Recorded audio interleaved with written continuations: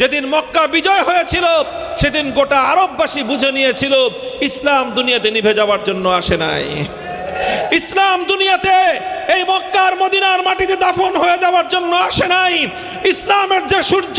পবিত্র মক্কায় উদিত হয়েছে, এই সূর্য সারা পৃথিবীকে আলোকিত করেই ক্ষান্ত হবে। মুহতারাম হাজিরিন, আল্লাহর পাক রব্বুল আলামিন সেই কোরআনের আয়াত নাজিল করার মধ্য দিয়ে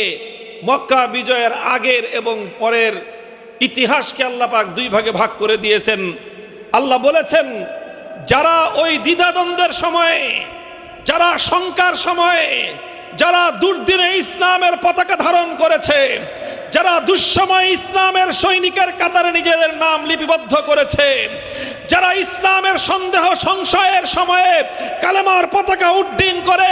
সিনা টান করে জালিমের মুখোমুখি দাঁড়িয়ে গিয়েছে, যারা ইসলামকে বিজয়ী করবার জন্য বদর, উহুদ, খন্দক সহ প্রতিটি রণাঙ্গনে তারা আল্লাহর দ্বীনের ঝান্ডা সমুন্নত করবার জন্য জিহাদের ময়দানে তারা কাতারবদ্ধ হয়ে দাঁড়িয়ে গিয়েছে, আল্লাহ পাক ঘোষণা করলেন যে পরবর্তীতে মক্কা বিজয়ের পর একজন মানুষ সে যত কিছুই করুক না কেন,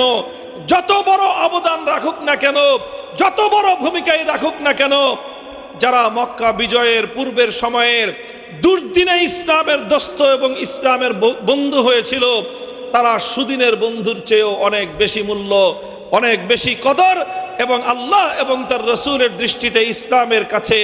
তাদের মূল্যায়ন এবং তাদের মর্যাদা অনেক বেশি।